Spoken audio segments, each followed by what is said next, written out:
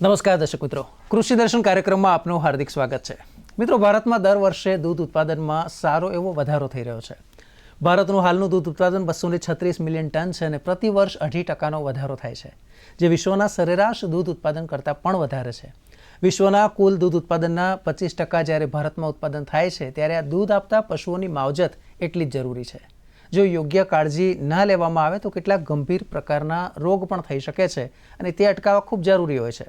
આ જ વિષય પર આજે આપણે વાત કરવી છે. આજનો આપણો વિષય છે પશુઓમાં આવનો રોગ અને તેને અટકાવવાના ઉપાયો. મિત્રો, આ વિષય પર માર્ગદર્શન આપવા માટે ડીડી ગિરનારના સ્ટુડિયોમાં હું સ્વાગત કરું છું ડૉક્ટર L.M. સોરઠિયા સાહેબનું, કે જેઓ સહપ્રાધ્યાપક અને વડા છે પશુ ઉત્પાદન અને વ્યવસ્થાપન વિભાગ, પશુ ચિકિત્સા અને પશુપાલન મહાવિદ્યાલય, કામધેનુ યુનિવર્સિટી, હિંમતનગર. સોરઠિયા સાહેબ, આપનું ખૂબ ખૂબ સ્વાગત છે. નમસ્કાર દર્શક મિત્રોને. સાહેબ, જ્યારે આપણે આ વિષય પર વાત કરીએ છીએ તો સૌથી પહેલાં તો પ્રશ્ન એ થાય કે જ્યારે આવના રોગની વાત કરીએ છીએ તો એ કયા કયા પ્રકારના રોગ અને કયા કયા પ્રાણીઓમાં જોવા મળતા હોય છે? આવના રોગોની આપણે વાત કરીએ તો મોટાભાગે આવનો રોગ એટલે મસ્ટાઇટિસ, જેને આવનો સોજો કહેવાય. એ ઉપરાંત ખાપરી એટલે કે લાલ દૂધ આવતું હોય, બીજું કશું કોઈ તકલીફ ન હોય પણ દૂધમાં લાલ કલર એટલે રક્ત મિક્સ થતું હોય એવો રોગ છે. પછી આંચળમાં ચીરા પડવા, આવનું લબડી જવું, ઘણી વખત આવના જે દૂધ આપતા હોય છિદ્રો બંધ થવા, આ પ્રકારના અનેક રોગો થાય છે. પરંતુ તેમાં આવનો સોજો જે છે મસ્ટાઇટિસ એ અગત્યનો રોગ છે અને આ રોગ દૂધ આપતા તમામ પ્રાણીઓ, માણસો સહિત આ રોગ થાય છે. પણ જ્યારે આપણે દૂધ ઉત્પાદનની વાત કરીએ છીએ તો ભારત દેશની અંદર ગાયો અને ભેંસો એ દૂધ ઉત્પાદન આપતા મુખ્ય જાનવરો છે, એટલે આપણે જનરલી એની ઉપર જ વધારે અસર કરતા છે આ રોગ. બિલકુલ. અચ્છા, આવના રોગ પૈકી સૌથી મહત્વપૂર્ણ રોગ કયો ગણાય છે? આવના રોગ પૈકી જે આવનો સોજો એટલે કે મસ્ટાઇટિસ એ સૌથી ગંભીર પ્રકારનો રોગ છે અને એ આમ જોઈએ ને તો એક વૈશ્વિક મહામારી છે. આખા વિશ્વની અંદર સારા દેશ, વિકાસશીલ દેશ તેમજ વિકસિત દેશ બધી જગ્યાએ એક જ માત્રામાં, સરખી માત્રામાં જોવા મળે છે અને એ સૌથી વધારે ઉત્પાદન આપે જે જાનવરો, એની પશુપાલક મિત્રોને સૌથી વધારે ચિંતા હોય, એવા જાનવરનો જ આ રોગ અસર કરે છે. એટલે આપણે એ રોગની વધારે ચિંતા કરવાની જરૂરિયાત છે. અને આગળ વાત કરી એ રીતે આપણે ગાય, ભેંસ, ઘેટા, બકરા તમામમાં આ રોગ થાય, પરંતુ આપણા મુખ્ય જે દૂધ આપતા જાનવરો ગાય અને ભેંસ છે, એટલે એમાં ગાય અને ભેંસમાં જે મસ્ટાઇટિસ આપણા માટે ખરેખર ચિંતાનો વિષય છે. બિલકુલ. અચ્છા, આવના રોગની જો વાત કરીએ તો પશુપાલનનું આપણા દેશમાં ખૂબ જ મહત્ત્વ છે. તો દેશની ઇકોનોમી ઉપર કેવી અસર પડી શકે કે જો આ રોગ છે અને એનું નિયંત્રણ ના કરવામાં આવે તો? ખૂબ સારો પ્રશ્ન છે. સામાન્ય રીતે આપણને સમજાય નહીં કે આપણે ત્યાં એક ઘરે એક જગ્યાએ જે ગાયની અંદર આવનો રોગ થયો છે એ રાષ્ટ્રને કેટલો નુકસાનકારક હશે. તો રાષ્ટ્રને જે નુકસાનકારક છે એના ઇકોનોમિક્સને અસર કરતા છે. એના માટે એક 2009ની અંદર એક અભ્યાસ કરેલો હતો. એ પ્રમાણે અંદાજે 7,200 કરોડનું નુકસાન થાય વાર્ષિક આ રોગથી, 2009ના અંદાજ પ્રમાણે. આજે માનો 2024 છે તો એ અંદાજો તમે 3 ગણો કે 4 ગણો પકડો તો રાષ્ટ્રને મોટા પાયે નુકસાન થાય છે. અને આ રીતે જે છે દૂધ પણ કિંમતી છે, આંચળ બગડે તો જાનવર પણ કિંમતી છે. આમ આ રોગ રાષ્ટ્ર માટે બહુ જ ખતરનાક છે, એટલે માટે એને અટકાવવો જરૂરી છે. અચ્છા, આ રોગ થવાનું કારણ શું, શેનાથી થાય? આ રોગ મોટે ભાગે જીવાણુ, કે જેને અંગ્રેજીમાં બેક્ટેરિયા કહીએ છીએ, એ બેક્ટેરિયાથી થાય છે. અને આવા તમામ પ્રકારના બેક્ટેરિયા, મેં આગળ વાત કરી એ રીતે આ રોગ આખા વિશ્વભરમાં જોવા મળતો રોગ છે. એટલે આ રોગના શક્યતમ તમામ બેક્ટેરિયાને ઓળખી લેવામાં આવેલા છે. એ પૈકી 3 સ્પીસીસના બેક્ટેરિયા જે છે, સ્ટ્રેપ્ટોકોકસ, સ્ટેફાઇલોકોકસ અને કોલિફોર્મ, એ 3 મહત્વપૂર્ણ બેક્ટેરિયા છે જે આ રોગ માટે જિમ્મેદાર છે. અચ્છા, પશુપાલકોને એ ક્યારે ખબર પડે કે આ પ્રકારનો રોગ આવ્યો છે? ખૂબ અગત્યનો પ્રશ્ન છે. પશુપાલકોને સામાન્ય રીતે કંઈક લક્ષણ દેખાય, દૂધ ઘટે તો માને કે કંઈક રોગ છે. હવે આ રોગ 2 પ્રકારે જોવા મળે. એક ક્લિનિકલ તબક્કામાં, એક બીજો સબ ક્લિનિકલ તબક્કામાં. જે ક્લિનિકલ મસ્ટાઇટિસ હોય ને, એટલે એમાં દૂધની અંદર ઉત્પાદન ઘટે, દૂધનો રંગ બદલાય, દૂધમાં ફોદા આવે, ઘણી વખત રક્ત મિશ્રિત દૂધ આવે, આંચળ બ્લોકેજ થાય અને આંચળ તમે પકડો તો કઠણ થઈ જાય, હાર્ડ થઈ જાય અને આવમાં સોજો આવે. કોઈ પર્ટિક્યુલરી એક આંચળ મોટો થઈ ગયો એવું આપણને દેખાય અને ઘણી વખત પકડો તો જાનવરને દુખાવો થાય, જાનવર કૂદે, ઊભું રહીએ નહીં. જે જાનવર સામાન્ય રીતે શાંત અવસ્થામાં ઊભું હોય દોહતી વખતે, એ જાનવર ત્યારે કૂદે એટલે આપણને સેજે શંકા જાય કઈક બીમારી છે, બરાબર. એટલે આ બધા પ્રશ્ન છે, આ બધા લક્ષણો છે. અને ક્યારેક ક્યારેક તો સારા જાનવરની અંદર તાવ આવે, ખાવાનું બંધ કરી દે, આ લક્ષણો પણ જોવા મળે છે. આ બધા લક્ષણો ક્યાં મળે જોવા? ક્લિનિકલ મસ્ટાઇટિસમાં. પરંતુ સબ ક્લિનિકલ મસ્ટાઇટિસ એવો ગંભીર રોગ છે જે ચેપ જાનવરનું જે બાવલું છે એની અંદર ચેપ ચોક્કસ માત્રામાં હોય છે, પરંતુ કોઈ જાતના લક્ષણ હોતા નથી, નો લક્ષણ, કોઈ સિમ્ટમ નહીં. એટલે આ સમસ્યા ખૂબ જ ગંભીર છે. એટલે આપણે સબ ક્લિનિકલ મસ્ટાઇટિસની વાત કરીએ તો સામાન્ય રીતે ભારત દેશની અંદર જે મસ્ટાઇટિસનું પ્રમાણ સારા જાનવરોને આપણે એક સર્વે કરીએ તો લગભગ 10% ગાયમાં મસ્ટાઇટિસ જોવા મળે, ક્લિનિકલ મસ્ટાઇટિસ, અને 5 થી 7% ભેંસોમાં પણ ક્લિનિકલ મસ્ટાઇટિસ સામાન્ય રીતે જોવા મળે. પણ જ્યારે સબ ક્લિનિકલ મસ્ટાઇટિસની વાત કરીએ ને તો એના કરતાં લગભગ 4 ગણો સબ ક્લિનિકલ મસ્ટાઇટિસ હોય છે. એટલે એ છુપો રુસ્તમ છે. સબ ક્લિનિકલ મસ્ટાઇટિસ છે એ પશુપાલકોનો છુપો રુસ્તમ કે છુપો દુશ્મન ગણી શકાય. એટલે આપણે કહી શકાય કે એને ખબર નહીં પડે કે એને જે સબ ક્લિનિકલ મસ્ટાઇટિસ છે, તો કારણ કે કોઈ એના ચિહ્નો નથી દેખાડતા. બિલકુલ બરાબર છે. દર્શક મિત્રો, આપણે જે પ્રમાણે ચર્ચા કરી રહ્યા છીએ આ વિષય પર બહુ જ મહત્વનું છે, કારણ કે આવના રોગને જો કાબૂમાં લેવામાં ના આવે તો આર્થિક રીતે પશુપાલકોને ખૂબ જ નુકસાન થાય. આગળ પણ આપણી ચર્ચા જારી રહેશે. હાલ સમય છે એક બ્રેકનો.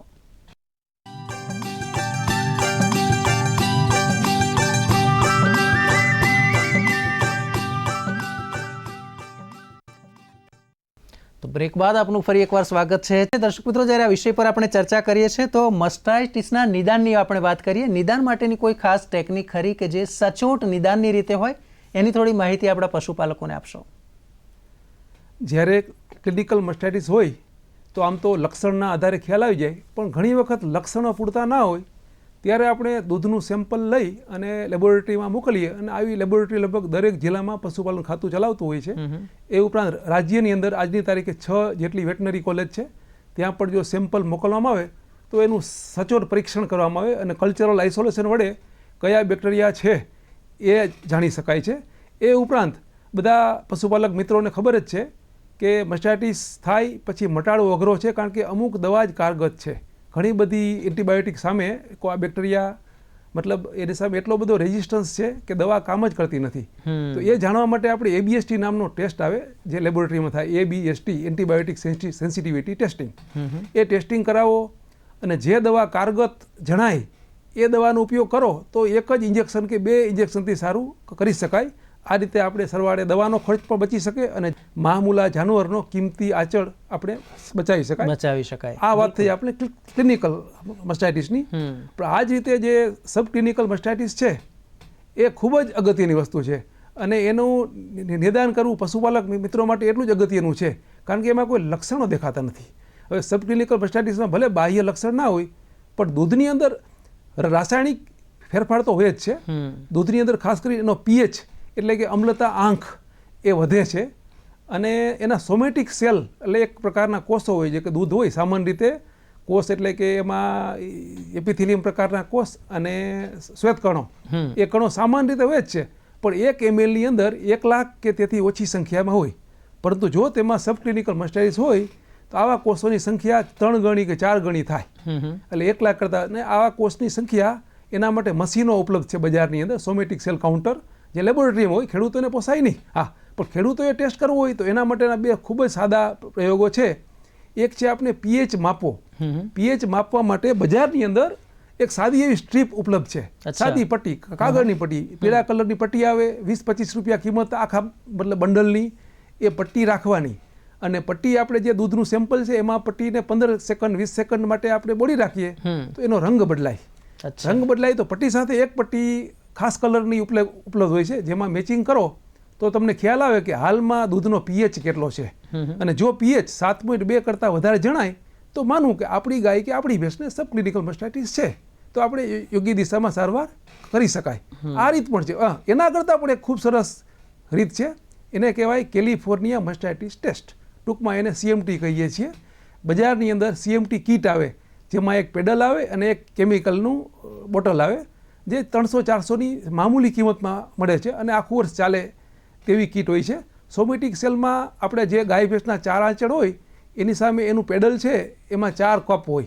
એટલે એમાં તમને ખ્યાલ આવે કે ભાઈ આ જમણા આંચળ, આગળનો જમણો, આગળનો ડાબો, એ રીતે દૂધ એમાં 2 ml કે 5 ml જેટલું દૂધ કાઢી લેવાનું એમાં, અને પ્રકાશમાં લઈને જોવાનું કે દૂધ બરાબર છે, રંગ ચારે ચારનો સરખો છે કે કેમ.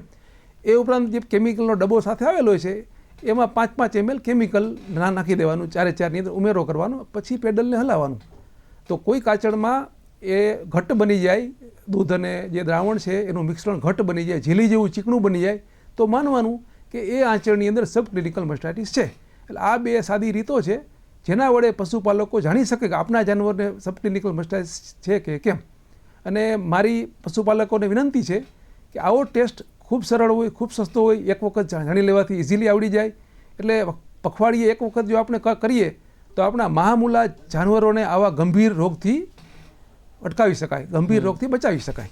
બિલકુલ, બહુ સરસ માહિતી આપી સાહેબ. એક બાબત એ પણ જાણવી છે કે આ રોગની હવે સારવારની વાત આવે છે, સારવાર કેવી રીતે કરાવી, અને એક બાબત એ પણ છે કે એવા કોઈ જવાબદાર મુખ્ય પરિબળો ખરા કે જેને કારણે આ રોગ થાય? હા, ખૂબ અગત્યનો પ્રશ્ન છે.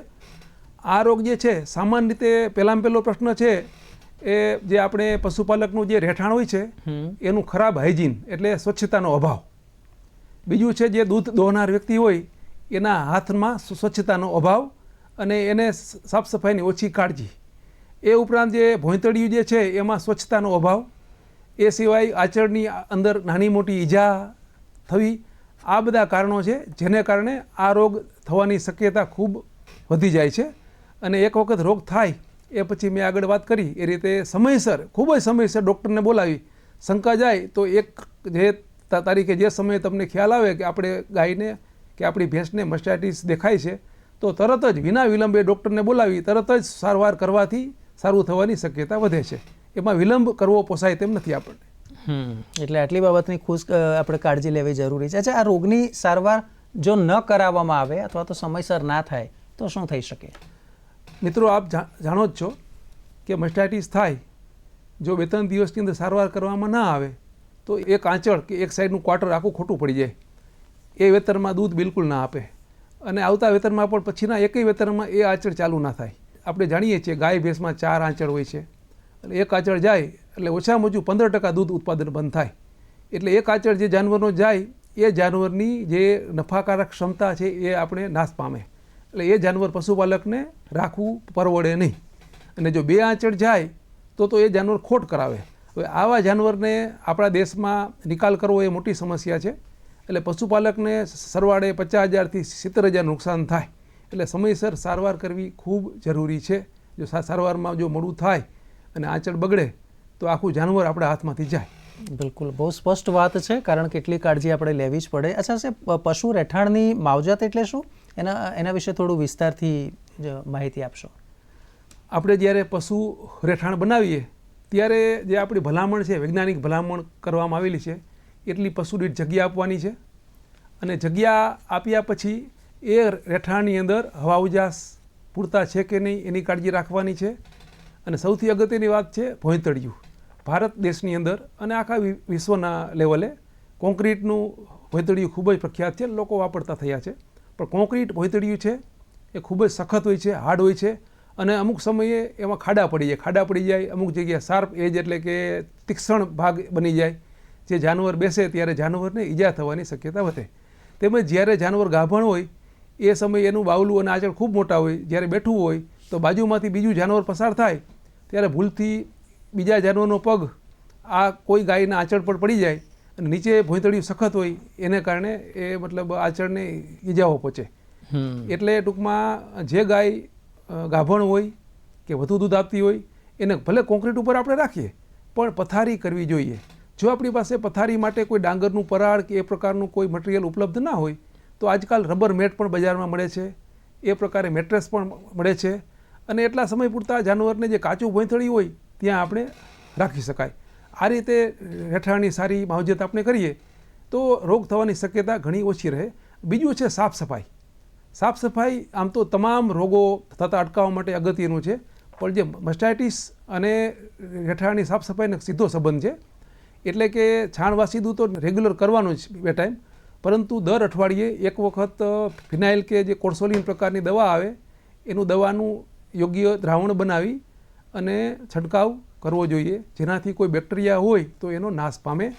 અને આ રીતે સાફ સફાઈ કરવાથી આ રોગ થવાની શક્યતા ઘણી ઘટી જાય છે. બિલકુલ. તો દર્શક મિત્રો, આવનો રોગ અને તેનાથી ખાસ કરીને જે રોગ થાય છે ને તેને અટકાવવાના ઉપાય શું છે તેની આપણે ચર્ચા કરીએ છીએ. આગળ પણ આપણી ચર્ચા જારી રહેશે. સમય છે એક બ્રેકનો.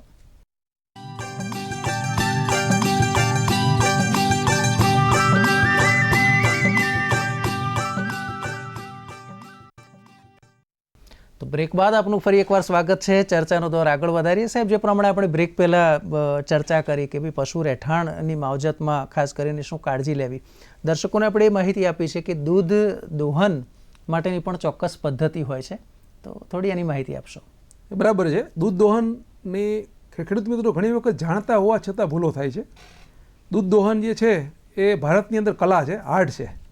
વર્ષોથી કરીએ છીએ અને બેનો જ મોટે ભાગે આ કામ કરે છે.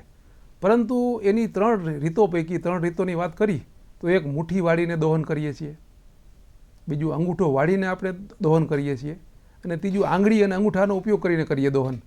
બરાબર. આંગળી અને અંગૂઠાનો ઉપયોગ સામાન્ય રીતે ઘેટા બકરામાં થાય, પરંતુ જે અંગૂઠો વાળીને દોહવાની રીત છે ભારત દેશની અંદર એટલી બધી લોકપ્રિય છે કે લગભગ મોટાભાગે બહેનો ગુજરાતની અંદર તો અંગૂઠો વાળીને જ દૂધ કાઢે છે. અંગૂઠો વાળે અને આવ અને આંચળ ખેંચે. આંચળ ખેંચાય એને કારણે, રેગ્યુલર ખેંચાય એને કારણે ધીમે ધીમે પહેલું વેતર બીજું વેતર એમાં આંચળ લબડી પડે, આંચળ લાંબા થઈ જાય, એને કારણે રોગ આવવાની શક્યતા ખૂબ વધી જાય. એટલે આ રીત ખોટી છે. એની જગ્યાએ સંપૂર્ણ મુઠ્ઠી વાળીને જે દોહન કરવું, શરૂઆતમાં અઘરું ચોક્કસ લાગશે, પરંતુ ખૂબ સારી રીત છે. અને મતલબ દોહન પણ ઝડપી બને એનાથી. દોહન પણ આપણે દોહનની પણ ભલામણ છે કે 10 મિનિટની અંદર કે 12 મિનિટમાં દોહન પૂર્ણ કરવું જોઈએ. જો તમે અંગૂઠો વાળશો એના કરતાં મુઠ્ઠી વાળીને દોહનની રીત જે ફાસ્ટ પણ છે અને મસ્ટાઇટિસનો ચેપ ઓછો લાગે એવી રીત પણ છે. આ રીત જાણવા માટે આજકાલ બધા સોશિયલ મીડિયા જોતા હોય છે.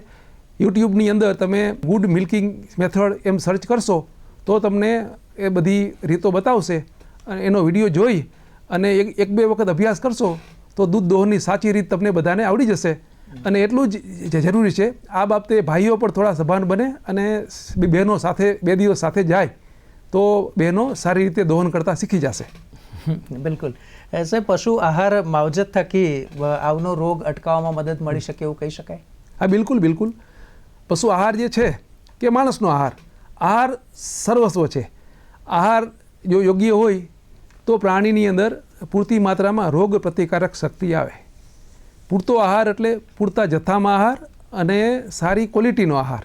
સારી ક્વોલિટીનો આહાર એટલે એમાં પૂરતી માત્રામાં ખનિજ ક્ષાર હોય, પ્રોટીન હોય, શક્તિ હોય, વિટામિન હોય. બરાબર. અને લીલો ચારો, સૂકો ચારો અને દાણ એકદમ મિશ્ર કરી એની ભલામણ છે એ પ્રમાણે આપવાનું.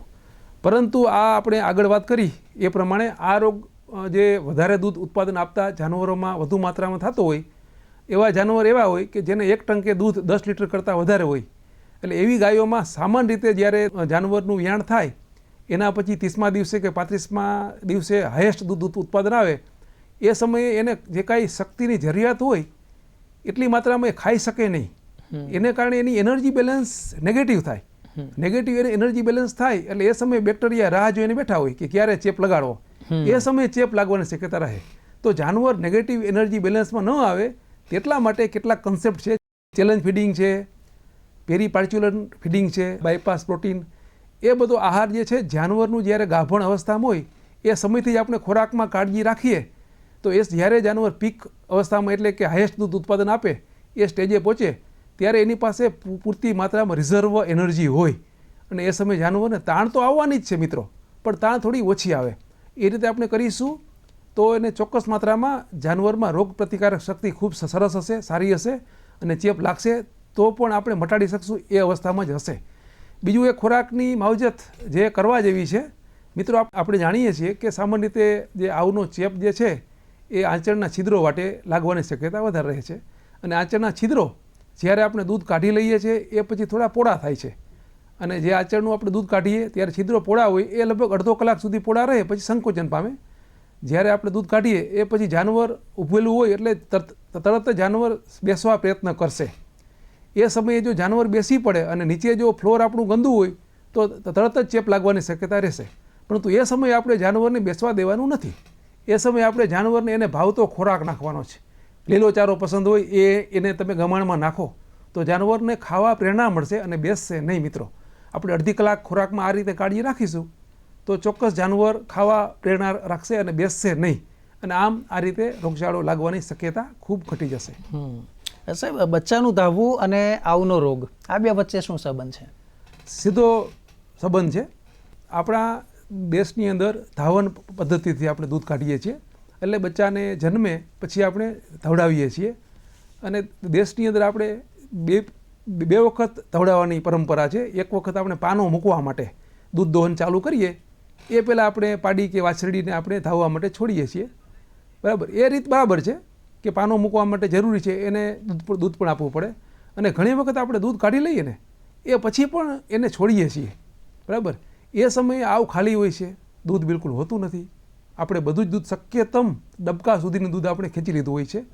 પછી જો આપણે પાડી વાછરડીને છોડીએ તો દૂધ ના હોય, એને કારણે પાડી કે વાછરડી જે છે એકદમ ખેંચવા માટે જોરદાર પ્રયત્ન કરશે, અને જોરદાર પ્રયત્ન કરશે એને કારણે એના જે આંચળના છિદ્રો છે એ ઘણા બધા પોળા થાય અને એ બગડે, અને એને કારણે રોગ થવાની શક્યતા ખૂબ વધી જાય છે. એટલે આપણે ભલે તમે પહેલી વખત છોડો, પણ દૂધ કાઢી લીધો પછી આપણે પાડી કે વાછરડીને છોડવાની નથી. આટલી કાળજી રાખવી. ટૂંકમાં એક સંદેશ આપણે પશુપાલક મિત્રોને આપવો હોય, શું કહેશો? આપણે જે મસ્ટાઇટિસ રોગ આપણે વાત કરી એ રીતે ખૂબ ગંભીર છે. એને જે વટાડવો હોય તો ખૂબ ખર્ચાળ છે, અને મટી શકવાની કોઈ ગેરંટી નથી. હા, એટલે આપણે એને અટકાવવા ઉપર જ ફોકસ રાખવું પડે. અટકાવવા માટે મેં તમને વાત કરી એ રીતે સબ ક્લિનિકલ જે મસ્ટાઇટિસને આપણે સમયસર પારખવો પડે. એ માટે એક CMT કિટ અને એક pH સ્ટ્રીપ, આ બે વસ્તુ દરેક પશુપાલક મિત્રોને ઘરે હોવી જોઈએ, અને એમણે ટેસ્ટ પણ શીખી લેવાના છે, અને દર 15 દિવસે આ ટેસ્ટ એક વખત ચોક્કસ કરો. અને જો તમને કંઈ રોગ જણાય તો ડૉક્ટરનો સંપર્ક કરો, અને તમારે વધારે માહિતી જોતી હોય તો રાજ્યની અંદર આજે 6 કોલેજો કાર્યરત છે, તમે સંપર્ક કરશો, ચોક્કસ માહિતી આપણને મળશે. ખૂબ સરસ માહિતી આપી સોરઠી સાહેબ આપે, ને ચોક્કસથી આપણે કહી શકાય કે દર્શક મિત્રોને પણ આ જાણવા મળ્યું હશે. આપનો ખૂબ ખૂબ આભાર. નમસ્તે. તો દર્શક મિત્રો, કૃષિ દર્શનમાં અત્યારે બસ આટલું જ. મને આપશો રજા. નમસ્કાર.